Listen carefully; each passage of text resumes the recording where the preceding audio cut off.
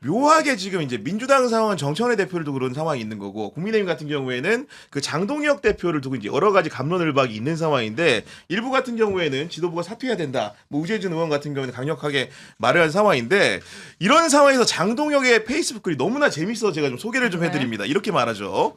참 요상한 일이다. 민주당은 민주당이 패배했다면 정청래 대표 사퇴를 요구하고 있다.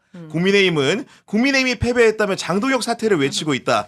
양당 대표들이 가위바위보라도 해야 할 판이다. 이렇게 말하면서 마지막에 어떻게 얘기했냐면은 정청래 대표가 말했다. 정권을 짧고 국민은 영원하다. 100번 맞는 말이다. 그러니 당장 약속했던 특검부터 출범시켜야 된다. 짧은 정권 이재명 눈치를 볼 게 아니라 영원한 국민의 뜻에 따라야 한다. 지금이야말로 국민만 보고 갈 때다. 장동혁과 정청래가 합의를 이뤘습니다 지금. 네. 그래서 가장 쓸모 있는 말은 적게 보기예요. 그래 눌러 클릭하고 있네. 아니 어떻게 충격적이다. 이런 식의 대화합을 이뤄내는 말을 이렇게 내뱉은 겁니까 지금? 그 질문에 답변하기가 싫네요. 답변하기가 싫다 진짜.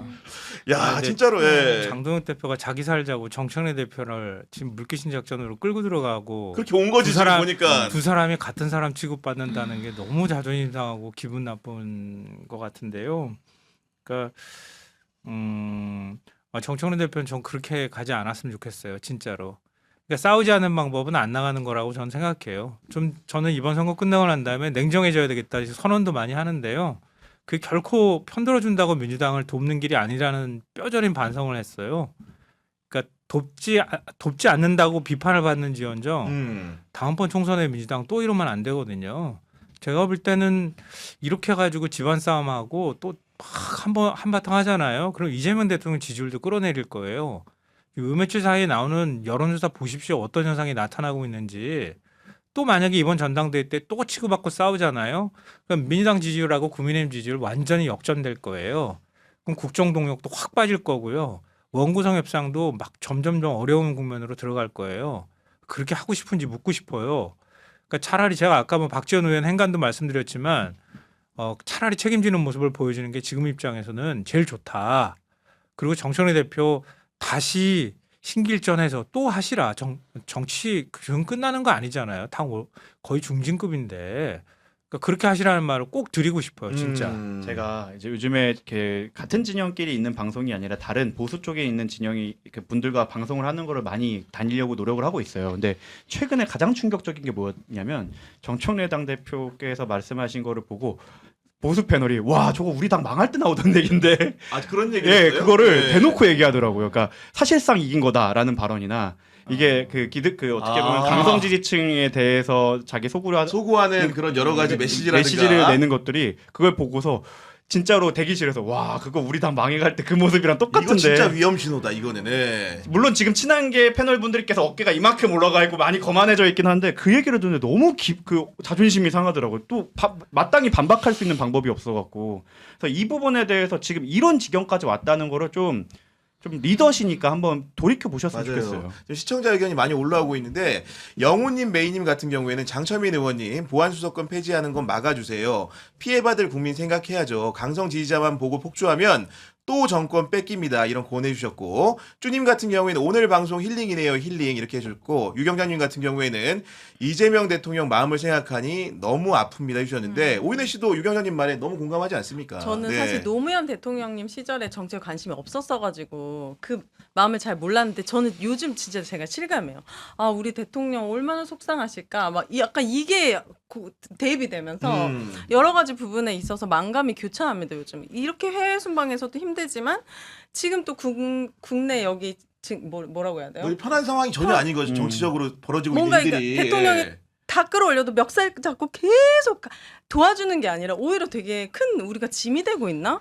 이런 생각이 들면서 그런 같은 마음이 과거를 한번 보시면 노무현 대통령에 대한 비판은 왼쪽 깜빡이 켜고 우회전했다라는 비판을 했었고 그분을 공지로 몰았던 건 상대방이 아니었어요. 같은 당에 있는 사람들이었고 왜 맞아요. 우리 선명한 노선을 따르지 않고 국민을 배신했고 당원을 배신했다라고 하면서 뒤집어 그렇게 대통령을 공격했던 거거든요. 근데 지금 잘 보시면 이재명 대통령을 공격하는 사람들은 항상 노무현 정신을 외쳐요.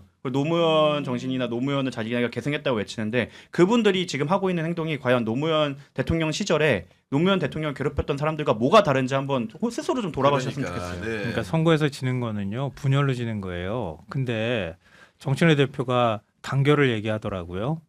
그럼 진즉에 단결을 하시지 그랬냐고 얘기해드리고 싶어요. 그 선거 끝나니까 단결이야 그러니까 지금. 예. 불리하니까 단결 얘기하고 평상시 권력 있을 때는 그때는 분열하면 그게 거꾸로 가는 거잖아요.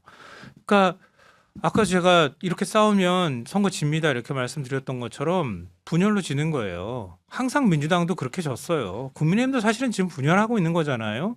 그래서 뭐 객관적인 성적표만 놓고 본다면 국민의힘도 그렇게 해서 지는 거예요. 그러니까 총동원해야 되는 거예요, 선거는. 그러니까 모든 자원을 총동원해서 모든 전략과 지혜를 다 짜내야 그래야 이길 수 있는 게 선거란 말이에요. 근데 상대방을 손가락질하는데 뭔 선거가 되겠습니까? 근데 이거 또 하겠다고요? 한번 또 해보라고 하십시오, 그냥 진짜로. 또 한 번 하면 어떤 결과가 나오는지 한번 보여드리고 싶어요, 진짜로. 안 됩니다. 제가 떨어집니다. 네? 제가 참석을 못합니다. 그러면 안 됩니다. 안 됩니다. 저는 아마 징계가 될 겁니다. 그러니까 진짜 진심. 저는 방송 못할 것 같아요. 나라가 망가져요. 안 돼요. 그러다 국민의힘이 된다고 생각해보세요. 그러니까 이게 정치의 가장 어려운 점입니다. 그리고 또 실험하면 안 됩니다. 또 하나 정말 막아야 시기와 돼요. 좌절을 많이 경험했던 입장에서 말씀드리자면 다른 선거 져도 되지만 대선에서 지면 다 일토라고요. 그 전에 네가 잘났니 내가 잘났니 하면서 막 싸우고 난 다음에 꼭 그 끝이 어디까지 가는지도 자기들끼리 뻔히 보이는데도 안 보이는 것처럼 막 눈 감고 있다가 대선에서 빡 지잖아요. 그러면 또 막 그때부터 반성한데 그리고 막 힘든 시기 한 9년 10년씩 보내고 난 다음에 다시 단결합시다. 그 사이에 막 온 만신창이 다 만들어 놓고 난 다음에 다시 모여가지고 다시 또 이겨. 그런 다음에 한 5년도 안 지나가지고 또 싸우고 또 져. 그거 하지 말자는 거예요. 지금 이재명 정부 잘하고 있잖아요. 이재명 대통령 지면 다 지는 거예요. 근데 지금 그거 지는 걸로 자꾸 가고 있잖아요. 근데 안 질 수 있다고 자꾸 착각하지 말라는 거예요. 부디 제발 좀 그러지 않았으면 좋겠어요. 우리 방송 진짜 애청자이신데 레이지 보미님 같은 경우에는 네. 경남에 살고 있습니다. 제 주변 국힘 지지자들도 대통령은 괜찮다고 하지만 민주당은 싫어합니다. 바닥 민심 무시하면 안 됩니다. 진짜 민주당 스탠스 변해야만 해주셨는데 정말 뼈아픈 말이고 그럼에도 불구하고 제가 보면 영남 그 지역에서 약간 희망을 본 게 그 PK, TK 이번에 방송사 예측조사위가 발표한 내용이 통계가 잘못돼가지고 그러니까요. 일본이 오류가 있었는데 우리가 그러다 보니까 서울 설명하면서 야 30대 여성들 표심이 변했다 이렇게 한창 떠들었는데 실제로 아닌 것으로 나타났고 그 부분 지나갔으니까 지나 보내고 저는 긍정적으로 본 부분이 대구하고 울산의 그 표를 다시 집계를 해보니까 어떤 결과가 나왔냐. 네. 대구에서 2030 모두 김부겸 후보를 더 많이 지지했고 거의 더 놀라운 점은 통상적으로 여성은 그렇다 손 치는데 남성 같은 경우에는 당연히 보수이겠거니 했는데 30대 남성의 경우에도 재집계를 해보니까 김부겸 후보 지지가 더 많은 것으로 나타났습니다. 울산도 마찬가지였고요. 이런 부분들이라는 게 대구와 울산에 있는 청년들이 민주당의 선거 캠페인을 통해서 희망을 봤다는 생각이 좀 들었거든요.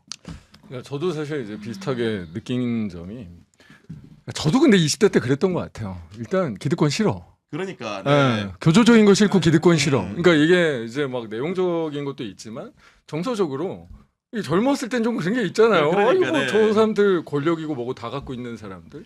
그러니까 어떻게 보면 이제 경상 뭐 대구든 뭐 이제 뭐 부산이든 영남에서는 그러니까 젊은층들이 거기에서의 기득권은 아무래도 저희 민주당보다는 워낙 이제 국힘이 오래 이제 하고 있었기 때문에 그게 어떻게 보면 좀 많이 있는 거잖아요. 그래서 저는 사실 기본적으로 젊은 세대가 가질 수 있는 권력을 가진 자에 대한 위화감 그리고 그런 부분들에 대한 걱정들을 굉장히 사실 섬세하게 바라봐야 된다는 게 맞아요. 이제 뭐 이제 하나고. 근데 또 저희는 보수는 뭐 원래 기득권이니까 그럴 수 있어요. 근데 저희가 진보 정치를 한다고 하는 사람들이 이 문제에 있어서 그냥 너무 그냥 아유 뭐 그냥 보수화 이렇게 쉽게 끝낼 일이 그래서 아닌 것 같다. 예, 맞아. 예. 그래서 사실 저희가 집권을 하고 있고 뭐 아까는 우리 이 뭐 윤석열 안 나오게 하려면 30년 집권했다 뭐 이런 얘기 얼핏 있다긴 했지만 이렇게 막 무슨 오래 집권하고 계시고 이런 이제 문제를 떠나서 저희 진보 정치에 기본적으로 가져야 되는 우리의 태도 이런 부분들에 대해서 사실 지금의 이 20, 30대의 문제를 저는 사실 20, 30대를 분석하는 것 자체도 제가 20대면 짜증났을 것 같거든요. 아, 내가 그럼 대상이 된다는 그러니까 것만으로도. 네 태도를 분석해야지. 장철민이 20대 문제가 많았어요. 어떻게 웃기는데? 근데 여기는 주목해야 될 점은 뭐냐면 왜? 저렇게 좋은 성과를 20, 30대에서 거뒀던 지역들이 울산, 대구 그런 지역들인 거예요. 부산. 그거 뭐냐면 중앙당이 사실상 선거 캠페인에 크게 관여하지 않고 오히려 중앙당이 왜 이런 이슈에 대해서 반응하지 않느냐 아니면 그러니까 스타벅스 이슈 나왔을 때 대구에서 그만해라 추경호 캠프에서 그랬잖아요. 그랬던 데에서는 20, 30대가 반응을 했고 그렇네. 그리고 네. 서울을 얘기하시는데 저는 이거 보고 안심하면 안 된다고 생각합니다. 우리 비체혁명 할 때 20대 30대 여성들이 그렇게 많이 나와줬는데 지금 과반 51% 얻었다고 이러면은 20대 여성은 우리 거네? 라고 판단하면 안 되죠. 70% 80%가 나올 수 있었는데 51%가 나온 거잖아요. 그럼 서울과 부산, 울산 그리고 대구는 어떤 캠페인이 달랐는가? 그거를 조금 민주당에서 파악을 하셔야 됩니다. 선명성과 이념으로 가서는 20대, 30대는 절대로 설득할 수 없고 20대, 30대에게 맞는 정말 실용이 느껴지는 효능감이 느껴지는 것을 해야 되고 저는 추가적으로 그 얼굴도 좀 바꿔야 된다고 생각합니다. 그러니까 그들과 소통할 수 있는 방법을 취해야 돼요. 저는 서울시장 선거를 보면서 그 캠프가 만들어내는 이제 디지털 콘텐츠를 보면서 와 우리가 진짜 이제는 우리가 늙었구나. 저만 하더라도 그 정민철 세대 커뮤니케이터랑 띠동갑이에요. 그렇지. 네. 나이가. 그러니까 그 혼자서 막 그 상대방 후보들이 만들어내는 수많은 디지털 콘텐츠에 맞서갖고 콘텐츠를 만들고 있는데 때깔 자체가 저기가 물량도 퀄도 훨씬 좋아요. 근데 저희는 심지어 그걸 만들어 준다고 하더라도 거절당했었거든요. 아무것도 하지 말아라는 이유만으로. 이거는 이제 조금 민주당이 정말 좀 아프게 받아들이고 네. 여기 이 20대 30대 앞에서의 문화 전쟁에서 어떻게 승리할지에 대해서는 좀 진짜 심도 깊은 고민이 필요하다 생각합니다. 그리고 네, 14큐님이 의원님 나오셔서 그런 것 같은데 민주당 내에서 쓴소리하면 정치하기 어렵다는 말을 의원들에게 듣는다는데 사실인가 이렇게 물어보셨거든요. 예. 아니 아무래도 욕 먹는 거 좋은 사람 없잖아요. 그렇지. 사실 예. 뭐 저도 사실 어제 이야기하고 나서 문자도 많이 오고 막 전화도 오고 하긴 하는데 그런 것들을 이제 극복해 내는 분이 있고 그렇지. 못하는 사람이 있고 네. 뭐 이런 거기는 하니까요. 근데 이제 개별적으로 이제 얼마나 이제 문제의식과 위기의식을 세게 느끼느냐. 그래서 그런 것들을 극복하고라도 어떤 이야기를 하게 되느냐에 대한 개별적인 차이가 존재한다? 개별적인 네. 차이가 있는 거죠. 그러니까 근데 좀 많이 부족한 건 맞는 것 같아요. 네. 이번에 잘하는데도 민주당- 네. 잘하는데도 그냥 흠집 잡게 하려고 계속 이렇게 말하는 것이 아니라 진짜 잘못한 부분에서조차 맞아. 말하는 걸 어려워한다는 건 저 음. 굉장히 안 좋은 분위기라고 생각하는데요. 그러니까 이번에 전체적으로 다 리셋하면 돼요. 제가 볼 때는 다시 시작하면 되거든요. 아직 그렇게 절망적인 상황은 아니잖아요. 근데 의원들도 적극적으로 목소리를 더 내줘야 된다고 저는 생각하고요. 그러니까 지금 우리가 선거 페인으로 분석하는 거는 다 사실은 얘기했던 거예요. 서울의 부동산 민심은 기본값이야. 뭐 이런 얘기 많이 했고요. 2030 지지율이 안 나와. 이거 다 계속 얘기했던 거예요. 근데 당은 그동안 얼마나 노력했어라고 물어볼 때 답할 수 있어야 돼요. 그리고 이번에 선거 뭐 지금 투표용지 부족 사태도 정청래 대표가 먼저 청년들한테 달려갔습니까? 아니잖아요. 그러니까 그런 거에 대해서 안 하는 거예요. 안 하는 걸 뿐이에요. 그러니까 대구 민심, 부산 민심 얘기를 하지만요. 신뢰가 가는 후보가 나와서 진심을 다해서 접근하고 얘기를 들어주고 문제 해결을 해주겠다고 얘기할 때는 반응한다는 거예요.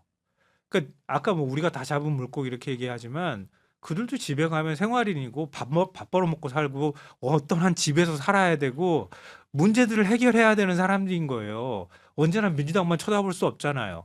그 사람이 쳐다보길 바라기보다는 민주당이 가서 들어야지. 그걸 다시 리셋해서 지금 다시 시작해야 되는 거예요. 청년층, 30대 여성이면 여성, 그 사람들의 고민이 뭔지 이런 것들을 하나하나 들어가주는 작업들을 제도적으로 만들어 가야 되는 거죠. 근데 이거 지금 그거 할 새가 없잖아요. 당권 가지고 싸우느라고. 네. 그러니까 오징어 땅콩님 같은 경우에는 전당대회고 뭐고 다 때려치우고 지금 이재명 대통령 탈당 후 정계 개편으로 정치 리셋 시키는 편이 좋지 않을까요? 선관위 대응하는 거 보면 진보고 보수고 다 미래가 없어 보여요. 이런 따끔한 말씀 주셨고 알 수 없습니다 같은 경우에는 제 친구 30대들에게 물어보면 오세훈도 정원호도 찍지 않았다고 합니다. 이재명 뽑자고 했던 친구들이라 더 충격이었습니다. 라는 말씀을 좀 해주셨습니다.